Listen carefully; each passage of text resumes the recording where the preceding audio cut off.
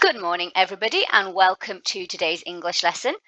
So you will need to get your English book, a pen, and a different coloured pen or pencil for improvement points. It doesn't matter if it's green. I know that's what we'd use at school, but I know lots of you won't have a green pen at home. So just whatever colour you can find that's different to the pen you wrote in yesterday is fine.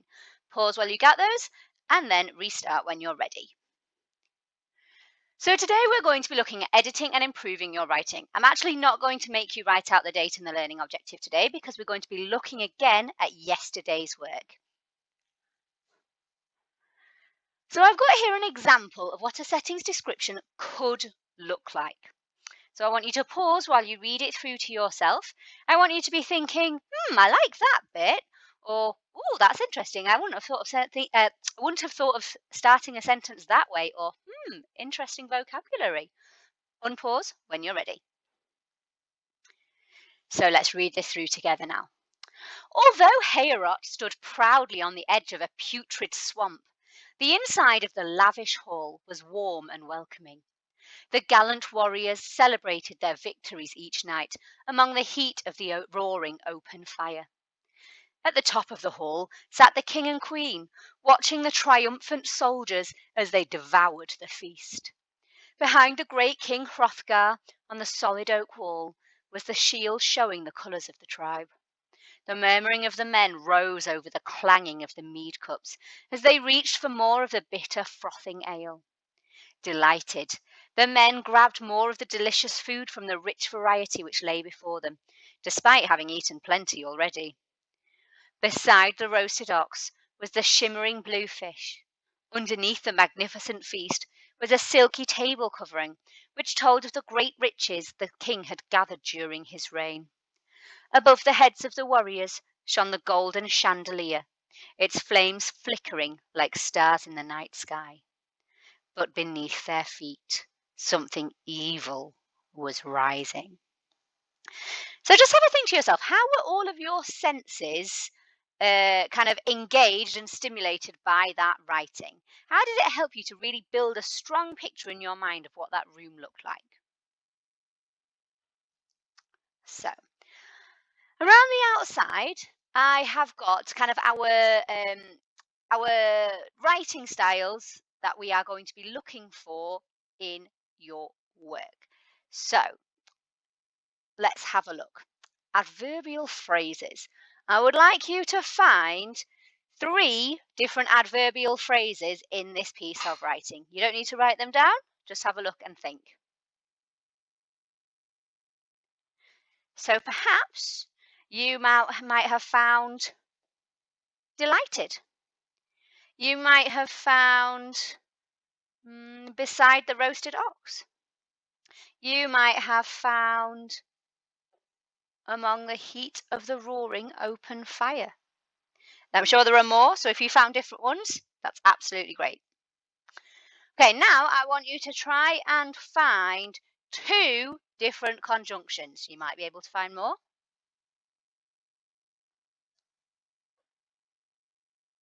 So, how about as they devoured the feast? How about despite having eaten plenty already? How about although? Even though it's at the beginning of a sentence, it could have gone in the middle, that the sentence has been swapped around. We could have had the inside of the lavish hall was warm and welcoming, although Heriot stood proudly on the edge of the putrid swamp. But instead, we've taken the extra information, we put it at the front in an adverbial phrase, and the conjunction although is at the start. Okay, let's have a look. Prepositions. You must be able to find loads of these. We looked at them all yesterday and a little bit the day before. So let's have a look. What can you find? See if you can find at least 4.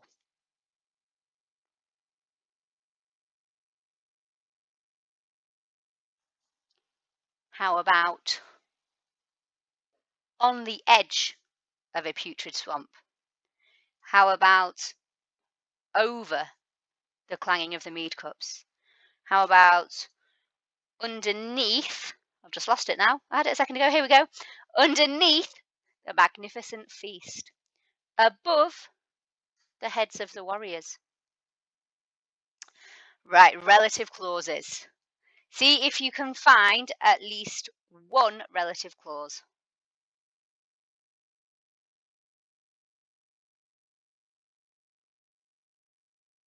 How about this one? Which told of the great riches the king had gathered during his reign. See, we've got the comma there before the relative clause, adding a little extra information about that silky table covering. Right then.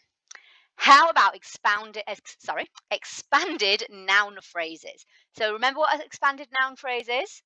An expanded noun phrase, let's get rid of that, gives extra detail about the nouns. We've got the determiner, two adjectives, usually separated by a comma, and then the noun. So see if you can find yourself two expanded noun phrases.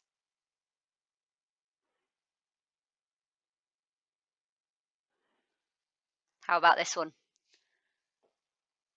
The bitter frothing ale. How about this one? The shimmering blue fish. Okay. Appropriate vocabulary. What do you think I mean by that? We know vocabulary is words. But we want it to be appropriate to the piece. Are we going to be talking about the men checking their emails on their iPhones? No, it's not appropriate to the time period that they're in. Are we going to be talking about them eating chips from McDonald's?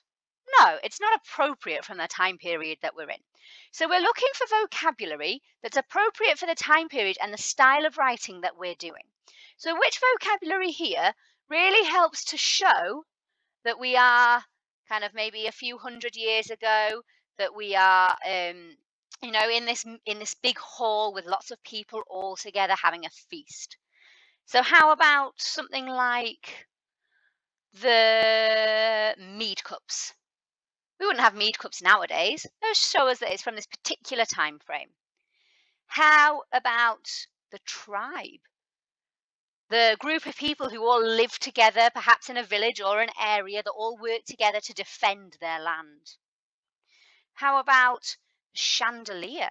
I don't know about you, but I don't have a chandelier at the front, hanging down from my ceiling, lighting the room.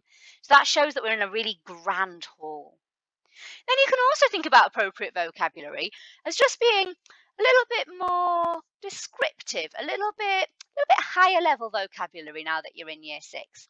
So instead of just saying that they ate the feast, that word devoured really puts a picture into your mind about how quickly they were eating, about how much food was left on the table. If they're devouring it, there's going to be hardly anything left. They're eating it really quickly, really, really ferociously. How about saying that the warriors are gallant? The gallant warriors. That means that they are brave, that they are noble, that they are, proud members of their army. So I could have said the brave warriors, but I've really picked it up a notch by choosing gallant instead. So let's have a look. We're nearly there. The next one. Semicolon between clauses. Have you found that semicolon between clauses?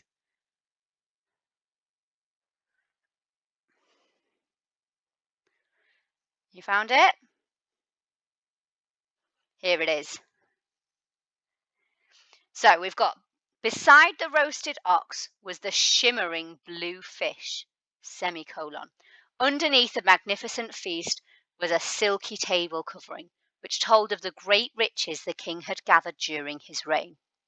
So when we use a semicolon, we're joining two parts of a sentence that both make sense by themselves. I could have had two different sentences. Beside the roasted ox was the shimmering blue fish. And then the second sentence, underneath the magnificent feast was a silky table covering, which told of the great riches the king had gathered during his reign. But when I choose to join them together with a semicolon, I am linking those two sentences together in the reader's mind so that they know that the roasted ox and the shimmering blue fish are part of the same table as the silky table covering. They're not on separate tables, they're on the same table. So that's what that semicolon does there. So now, hopefully, if you were struggling for some ideas or some vocabulary yesterday in your writing, this has given you some ideas about how you might be able to start putting these things into your own work. But obviously, I do not want to read 30 of this same piece of writing. That's boring for me and it's boring for you. So let's look now at how you can start to edit your work so that it's beginning to get a little bit improved, a little bit better, a little bit more exciting. So I've got here, quite frankly, a rubbish piece of writing. Let's have a look at it. It says, there was a table with big juicy piles of meat on. On the walls there were shields from different warriors. The servants walk around filling up the cups with beer while the men cheer and sing loudly. The fire in the centre of the room crackled gently as smoke lazily drifted into the rafters. You could smell the sweat dripping off the warriors who had only just returned from battle as they ate to their heart's content. I would like you to pause and find 5 things that you would improve about this piece of writing. So I'd like you to pause and unpause when you're ready. Now, I don't know about you, but I found a lot more than 5 things that could be improved here. So let's have a go. Let's turn my green pen on. So there was a table with big juicy piles of meat on. When I put a starter sentence with there was, straight away, kind of making it clear to the reader that I'm not really in the action. So I want to start with a bit more action. I don't want it to be like a boring start. So let's say instead of there was, why don't I start with a fronted adverbial, with an adverbial phrase? So where is the table? It's not in the middle of the room, that's where the fire is. So it was around the outer edges of the room, wasn't it? So let's start with that. Around the outer edges of the room. What do I need at the end of my adverbial phrase? Oh, I'm going to need a comma. Around the outer edges of the room, a table with big juicy piles of meat on. Ooh, does that make sense? No, it doesn't. I'm going to need a verb in there. Around the outer edges of the room stood a table with big juicy piles of meat on. And I'm just going to put a little arrow up to show that this is where this section is going. So around the outer edges of the room stood a table with big is a bit year one, isn't it? Big is a little bit boring. How could I make it better than big? Maybe large? With large, juicy piles of meat on. Yeah, I think that's better. Yeah, there's different ways I could improve it, but that's definitely better. Okay, on the walls there were shields from different warriors. Ooh, what is this? On the walls is a fronted adverbial, so it's going to need a comma. So watch out for any commas that you might have missed out. Make sure you put them in. So on the walls, comma, there were shields from different warriors. Again, there were. Yeah, it's a bit boring. So let's see if I can improve that. Let's see if I can change that. If I cross out there were, so on the walls, shields from different warriors. I need a verb. What did they do? They hung proudly. So I need to show where this writing's going. So I'm going to put a little arrow in here. And then I'm going to pop it up here. Hung proudly. I could end it there. Or I could keep on going. Displaying the king's many victories.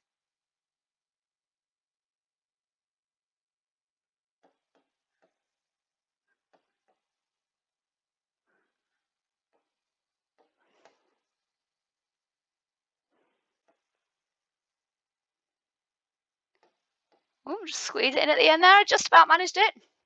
Okay. The servants walk around filling up the cups with beer while the men cheer and sing loudly. Oh. Can you see how in the previous sentence that it was in the past hung and not hang? In the sentence before, I've got stood and not stand. Whereas in this sentence, I've got the servants walk, which is in the present tense. So I need to check that I've kept it all in the same tense. So I'm going to need to change this sentence into the past tense to match with all the others. So instead of the servants walk, it's going to be the servants walked. And I'm actually going to cross it out and write the whole word again so that I can see what's going on. So the servants walked around filling up the cups with beer while the men cheer. Oh, cheer is in present tense, so I'm going to need to change that to cheered. And sing. What's the past tense of sing? Sung. And sung loudly. Okay, ooh, let's see if I can improve some of that vocabulary. Can you remember what we called the old-fashioned beer that they would have been drinking? We called it mead. Maybe this would be a good opportunity to maybe add in an extra expanded noun phrase. How about golden frothy mead? Maybe cups I could improve. What could I improve with cups? And what I called them before? Maybe goblets. Okay, so now I've got the servants walked around filling up the goblets with golden frothy mead while the men cheered and sung loudly. Ooh, loudly's a bit boring. Maybe raucously? That's when they're like really having a good time. They're being really, really loud. They're just like a big party atmosphere.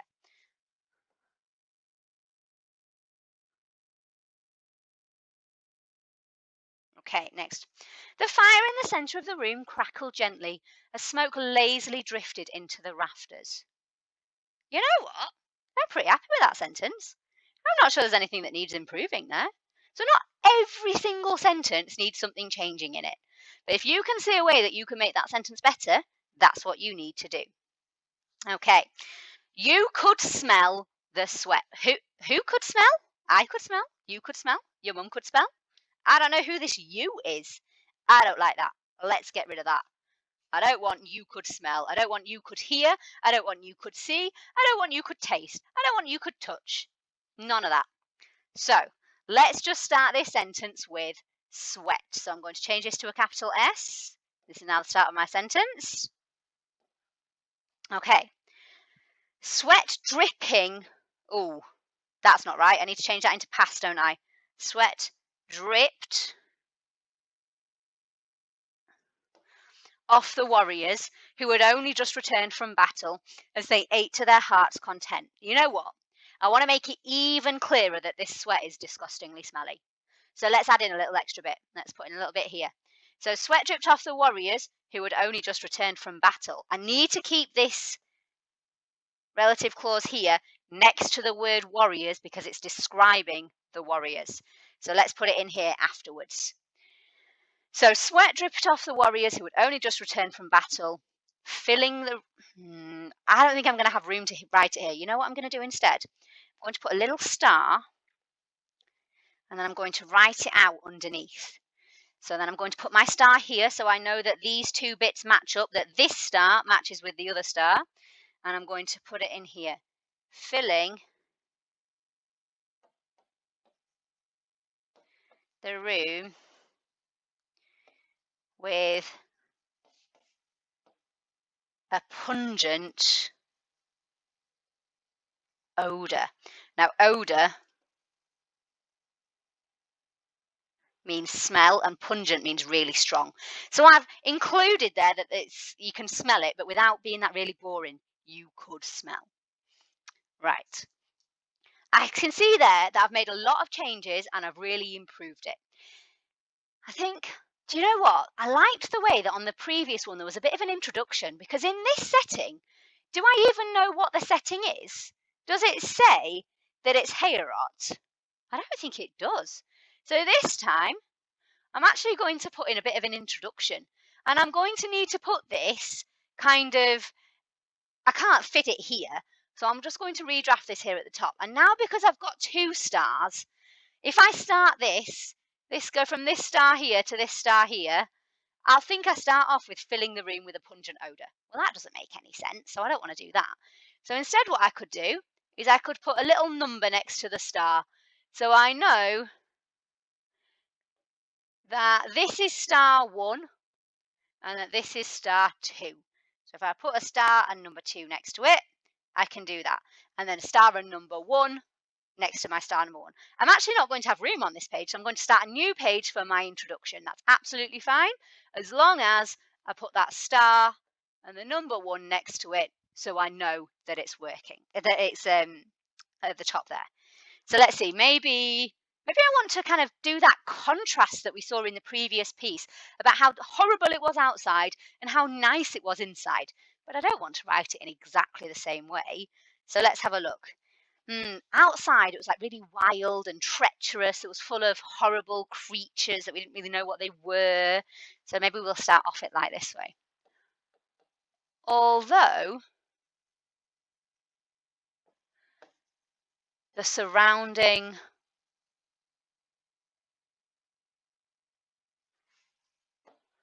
lands. Oh, nah, I don't like lands. I'm going to do forest. I'm going to improve it. Was wild and treacherous. What will I need after that fronted adverbial? I'm going to need a comma. Heorot. Make sure I spell that right. There we go. Heorot stood proud, strong. It looks like it'd be really hard to get in. And inside, because it was so lifelike and it was such a big party, I'm going to put and full of life. Really contrasting to those horrible forests outside where there was just wild creatures, and full, or maybe even full of joyous life. So you can see there's no way I would have fitted it on that other page. So I've gone on to my next page to do that. So let's double check. At the top, I've got like the bare minimum of what you need in your writing. I'm not saying you can't put other things in, but this is the bare minimum. So have I now got adverbial phrases around the outer edges of the room? Okay, got one there. What about conjunctions? I'm just going to do this in a different colour pen. Yeah, I've got as, so that works. What about prepositions? What have I got here? Into the rafters, yeah. Relative clauses, yeah, I've got a relative clause here. Appropriate vocabulary, yeah, I've talked about the goblets and the mead and the rafters, I would say, is appropriate vocabulary there. What else? Tick that one off. Expanded noun phrases, yeah, I've got golden, frothy mead there. I've got the large, juicy piles of meat. So you can see there that I've double checked, I've got the bare minimum. You need to be double checking these too. If in your work you don't have some of these things, or perhaps you've only got one example, you need to be working to put those in. So let's have a look. You now need to spend at least the next 30 minutes editing and improving your work. Use a different coloured pen or pencil to what you used yesterday so we can see where improvements have been made. You will find it helpful to read your work out to somebody else at home so you can hear where bits don't make sense. Remember, you are the only person that edits your work, so you can't give it to your big brother or sister and say, here, make this better. You can read it out to them so you can hear where it doesn't make sense, but you're the one that chooses how to improve it. You're the one that puts that writing down. If you want to totally redraft your work and write it out again, this is absolutely fine. Just write redraft at the top so we know what you've done. So when you put it into Class Dojo, we don't say, where are your improvement points? I can't see any different coloured pen. And we can compare it to what you did yesterday, and hopefully we'll see a big, big improvement. So when you've done that, you're going to take a picture of your work and post it on your portfolio on Class Dojo. This must be done before 1 p.m. There is no worksheet today. If you need any help or want to ask any questions, the help session on Teams is at 12:30. Remember also to read your book for at least 20 minutes each day and make sure you reply to any improvement points on Class Dojo. So good luck with the editing. Make sure you have a really good try yourself. If there's a bit that you're a bit unsure of, or you know it doesn't make sense, but you don't know how to make it make sense, or you know that you don't have any fronted adverbials in, but you just really can't work out how to put one in, even though you've gone back and watched the video again, then remember to come onto the help session at 12:30 and we'll be able to give you a little bit of support there. Okay? I'll see you tomorrow.